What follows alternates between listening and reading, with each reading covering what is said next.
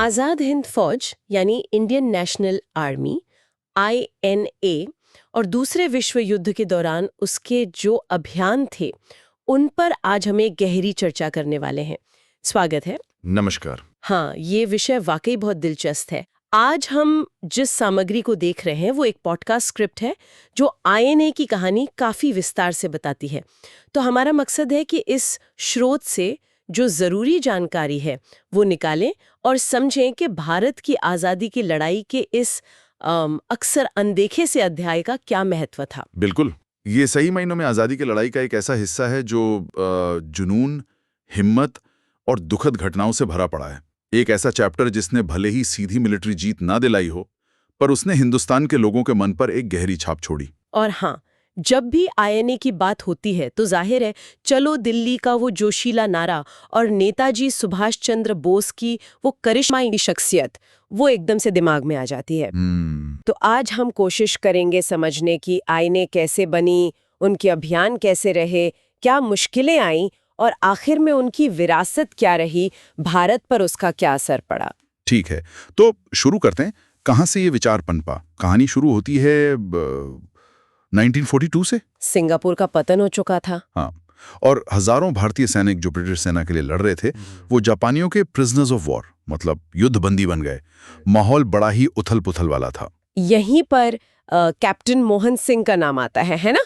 उन्होंने ही सबसे पहले इन सैनिकों के सामने एक नया आइडिया रखा। बिल्कुल, मोहन सिंह ने ये विचार सामने रखा कि भाई क्यों ना एक ऐसी सेना बनाई जाए जो ब्रिटिश साम्राज्य के लिए नहीं बल्कि भारत की अपनी आज़ादी के लिए लड़े। ये उन निराश और भटके हुए सैनिकों के लिए एक बिल्कुल नया रास्ता था। ये सोचना भी उस वक्त कितना बड़ा बदलाव रहा होगा सैनिकों के लिए। मतलब जिन अंग्रेजों के लिए वो लड़ रहे थे, अब उन्हीं के खिलाफ हथियार उठाना। हाँ, ये बहुत बड़ा मानसिक और वैचारिक शिफ्ट था। सोची, ये सिर्फ वफादारी बदलने की बात नहीं थी, ये अपनी पहचान, अपना मकसद, सब कुछ फिर से तय करने जैसा था। मोहन सिंह ने शुरू में ऐसे शक्ल देने की कोशिश की, हालांकि बाद में जापानियों से कुछ मतभेद हुए और उन्हें पीछे हटना पड़ा। लेकिन जो असली मोमेंटम मिला, जो नई जान आई इस आंदोलन में, वो तो 1943 में सुभाष चंद्र बोस के आने से हुआ।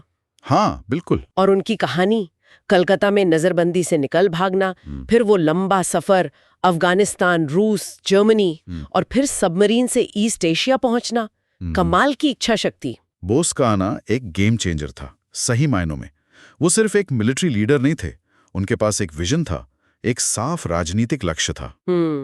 आते ही उन्होंने INA को फिर से ऑर्गेनाइज किया और सबसे अहम बात, उन्होंने सिंगापुर में आज़ाद हिंद सरकार यानी भारत की एक प्रोविजनल गवर्नमेंट, एक अस्थायी स्वतंत्र सरकार बना दी। और ये सिर्फ नाम की सरकार नहीं थी, इसको बाकायदा 9 देशों ने मान्यता दी थी, जिसमें जर्मनी, जापान, इटली जैसे देश शामिल थे। ये तो अपने आप में एक बड़ी डिप्लोमेटिक जीत थी। हाँ, और ये बात बहुत दिलचस्प है कि बोस ने सिर्फ एक मिलिट्री कैंपेन नहीं सोचा था, उन्होंने एक आजाद देश का पूरा खाका तैयार किया था। अपनी सरकार, अपना बैंक, अपनी करेंसी, अपने सिविल अवार्ड्स, ये सब दिखाता है कि वो कितने आत्मविश्वास से भरे थे। मतलब वो सिर्फ सपना नहीं देख रहे थे, उसे हकीकत बनाने की पूरी तैयारी कर रहे थे। एग्जैक्टली। उनका करिश्मा ऐसा था कि सिर्फ युद्धबंदी ही नहीं, मलाया, बर्मा, सिंगापुर में जो आम भारतीय रह रहे थे वो भी इस मूवमेंट से जुड़ गए। तन, मन, धन सब लगा दिया लोगों ने। तो बोस के आने के बाद INA एक तरह से फिर से खड़ी हुई। करीब 60,000 सैनिक बताए जाते हैं इसमें। ये आंकड़ा सुनने में तो काफी बड़ा लगता है। क्या ये वाकई इतना मजबूत फोर्स था? देखिए, कागज पर तो ये संख्या 60,000 के आसपास थी। इसमें युद्धबंदी भी थे और सिविलियन वॉलंटियर्स भी।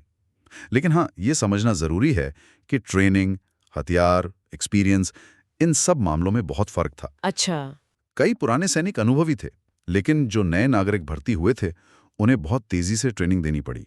और हथियार और सप्लाई, वो तो काफी हद तक जापानियों पर निर्भर थे, जो हमेशा टाइम पर या जरूरत के हिसाब से मिलती नहीं थी। तो 60,000 की संख्या एक पोटेंशियल दिखाती थी, लेकिन जमीन पर उसे एक असरदार, वेल इक्विप्ड फाइटिंग फोर्स बनाना, ये बोस के लिए लगातार एक चुनौती रही। और इस सेना में जोश भरने के लिए, एकता लाने के लिए नए सिंबल्स इस्तेमाल किए गए। तिरंगा झंडा, बीच में उछलता हुआ बाघ था जिसके। हाँ, और राष्ट्रगान के तौर पर जनगण मन को अपनाया गया, जो टैगोर ने लिखा था। और वो नारा, तुम मुझे खून दो मैं तुम्हें आजादी दूंगा। वो तो बस वो शब्द नहीं थे, वो एक इमोशनल अपील थी, एक कमिटमेंट की मांग थी। उसने लोगों के रोंगटे खड़े कर दिए, उन्हें बड़े से बड़े बलिदान के लिए तैयार कर दिया। ये सिंबल सिर्फ पहचान नहीं थे, ये वो चेतना जगा रहे थे जो एक आज़ाद मुल्क के लिए चाहिए होती है। और इसी चेतना और बदलाव का एक बहुत ही जबरदस्त उदाहरण थी रानी झांसी रेजिमेंट। हाँ, पूरी तरह से महिलाओं की एक फाइटिंग यूनिट, और उसे लीड कर रही थीं कैप्टन लक्ष्मी सहगल, जो पहले डॉक्टर थीं। ये बात तो वाकई बहुत दिलचस्प हो जाती है। निश्चित रूप से। आप सोचिए 1940s का दशक है। दुनिया की ज्यादातर सेनाओं में महिलाओं को कॉम्बैट रोल से दूर रखा जाता था, और यहाँ बोस ने पूरी की पूरी महिला रेजिमेंट खड़ी कर दी। कमाल है। ये सिर्फ एक मिलिट्री एक्सपेरिमेंट नहीं था, ये उनकी प्रोग्रेसिव सोच, जेंडर इक्वालिटी में उनके यकीन का सबूत था। ये समाज की पुरानी सोच पर सीधी चोट थी। ये संदेश था कि आज़ादी की लड़ाई में औरतें भी मर्दों के बराबर की हिस्सेदार हैं। ये दिखाता है कि आज़ाद हिंद आंदोलन सिर्फ राजनीतिक आज़ादी की बात नहीं कर रहा था, बल्कि एक नए बराबरी वाले भारतीय समाज की नींव भी रख रहा था। बिल्कुल। तो अब एक नई सरकार थी, एक रीऑर्गेनाइज सेना थी, नए प्रतीक थे, एक क्रांतिकारी महिला रेजिमेंट थी। अब आईएनए तैयार थी अपने असली लक्ष्य के लिए, भारत की जमीन पर ब्रिटिश राज को चुनौती देने। और फिर 1944 में वो ऐतिहासिक अभियान शुरू हुआ, चलो दिल्ली। हाँ, जापानी सेना के साथ मिलकर आईएनए ने बर्मा यानी आज के म्यांमार के रास्ते भारत की सीमा की तरफ बढ़ना शुरू किया।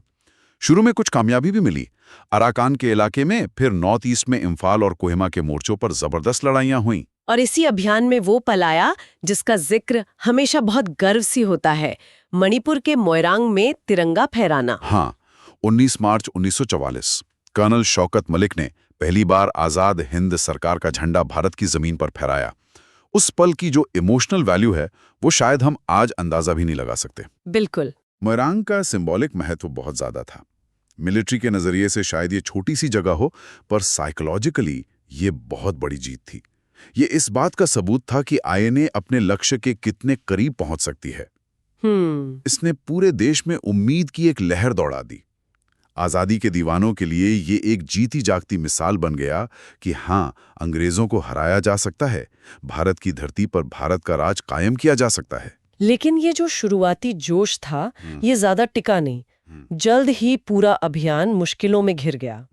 नॉर्थ ईस्ट का वो बदनाम मॉनसून वक्त से पहले आ गया। और मॉनसून का मतलब सिर्फ बारिश नहीं, उसका मतलब था कीचड़ भरे रास्ते, नदियों में बाढ़ और सप्लाई लाइंस का लगभग ठप हो जाना। ओह। सैनिकों तक खाना, हथियार, दवाइयां पहुंचाना नामुमकिन सा हो गया।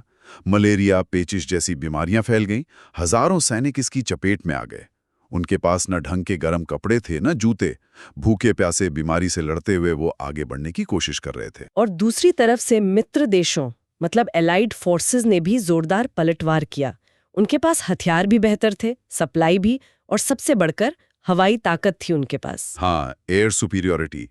आईएनए और जापानी सेना एलाइड एयरफोर्स के सामने टिक नहीं पा रही थी। यहाँ ये भी समझना होगा कि जापानी मदद की भी अपनी सीमाएं थीं। बिल्कुल। जापान का main focus south east Asia में अपनी पोजीशन मजबूत करना था। इंडिया पर हमला उनके लिए एक तरह का साइड कैंपेन था।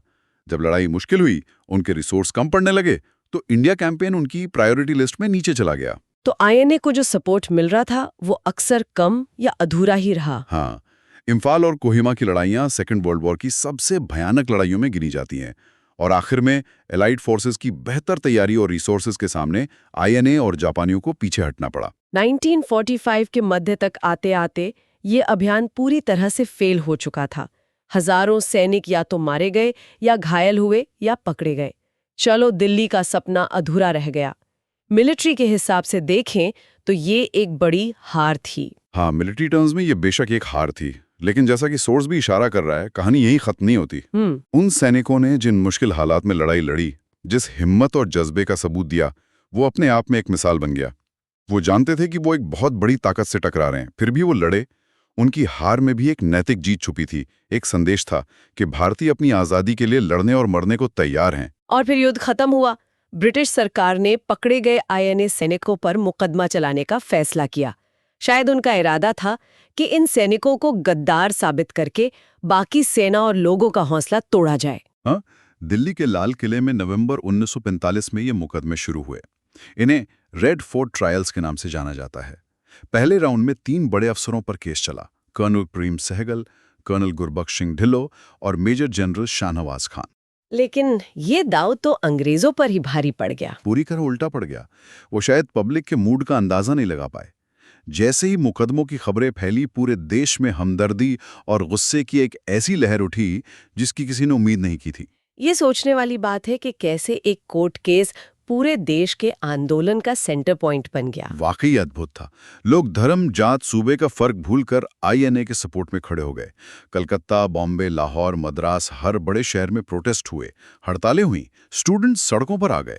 वो नारे गूंजने लगे थे, लाल किले से आई आवाज, सहगल ढिल्लो शाहनवाज। और ये सिर्फ आम लोगों तक ही नहीं रहा। कांग्रेस पार्टी ने आईएनए डिफेंस कमेटी बनाई। उसमें भूलाभाई देसाई जैसे बड़े वकील थे, तेज बहादुर सप्रू, कैलाशनाथ काटजू और जवाहरलाल नेहरू तक शामिल हुए, जो सालों बाद वकील का कोट पहन रहे थे। हाँ, उनका तर्क था कि ये सैनिक गद्दार नहीं है, ये देशभक्त हैं, जो अपने देश की आज़ादी के लिए एक प्रोविजनल गवर्नमेंट के ऑर्डर पर लड़ रहे थे। अंग्रेजों के लिए सबसे चिंता की बात तो ये थी कि इस सहानुभूति का असर उनकी अपनी इंडियन आर्मी और नेवी पर भी पड़ने लगा था। बिल्कुल। 1946 में जो रॉयल इंडियन नेवी में विद्रोह हुआ, उसके कई कारणों में एक ये गुस्सा भी था जो आईएनए ट्रायल्स को लेकर पनपा था। उसने अंग्रेजों को साफ सिग्नल दे दिया। तो मतलब इरादा था आईएनए को बदनाम करने का, और हो ये गया कि वो नेशनल हीरो बन गए। हाँ, अंग्रेजों ने अनजाने में ही इंडियन यूनिटी का एक ऐसा प्रदर्शन करवा दिया जैसा पहले कभी नहीं देखा गया था। इन मुकदमों ने ब्रिटिश राज की जो मॉरल और पॉलिटिकल पकड़ थी, उसे बहुत कमजोर कर दिया। ये साफ हो गया कि अब वो सिर्फ फोर्स के दम पर इंडिया पर रूल नहीं कर सकते। क्योंकि जिस सेना के दम पर वो टिके थे, उसकी लॉयल्टी पर ही सवाल उठ गया था। सही कहा। आईएनए की स्पिरिट और इन रेड फोर्ट ट्रायल्स ने आजादी की प्रक्रिया को यकीनन तेज कर दिया। और इन सबके बीच अगस्त 1945 में ताइवान में एक प्लेन क्रैश में नेताजी सुभाष चंद्र बोस के रहस्यमयी तरीके से लापता होने की खबर आई। वो गुत्थी तो आज तक पूरी तरह सुलझी नहीं है, उस पर बहस चलती रहती है। हाँ, वो एक अलग ही कहानी है। तो इस पूरी कहानी को अगर समेटें तो आईएनए का फाइनल असेसमेंट क्या बनता है? उनका असली योगदान क्या था? देखिए, जैसा हमने बात की, आईएनए अपने मिलिट्री ऑब्जेक्टिव पूरे नहीं कर सकी। वो दिल्ली नहीं पहुंचे, लेकिन उनका महत्व मिलिट्री सक्सेस से कहीं ज्यादा है। सोर्स ठीक कहता है, उन्होंने देश का दिल जीत लिया। उनका सबसे बड़ा योगदान था भारतीयों के मन में ये यकीन पैदा करना कि आज़ादी सिर्फ मांगने से या प्रस्ताव पास करने से नहीं मिलेगी। उसके लिए ऑर्गेनाइज होकर लड़ना होगा, कुर्बानी देनी होगी। उन्होंने पैसिव रेजिस्टेंस के साथ साथ एक्टिव आर्म्ड स्ट्रगल का एक रास्ता दिखाया, जिसने खासकर युवाओं को बहुत प्रेरित किया। सही कहा। आईएनए ने यह साबित किया कि भारतीय सैनिक सिर्फ ब्रिटिश क्राउन के वफादार प्यादे नहीं हैं, उनमें अपनी मातृभूमि के लिए लड़ने की काबिलियत भी है और इच्छा भी। और रेड फोर्ट ट्रायल्स के जरिए उनकी कहानी घर घर पहुंची और उसने नेशनल यूनिटी को मजबूत किया। हाँ, उनकी विरासत हार जीत के आंकड़ों से कहीं बड़ी है।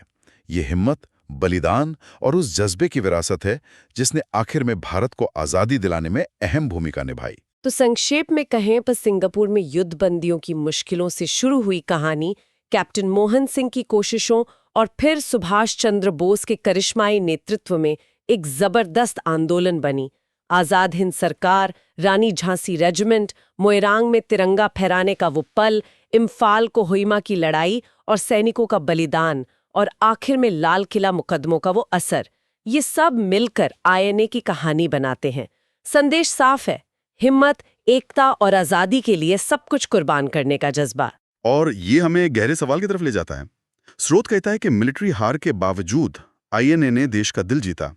यह हमें क्या सोचने पर मजबूर करता है कि इतिहास आखिर संघर्षों को याद कैसे रखता है?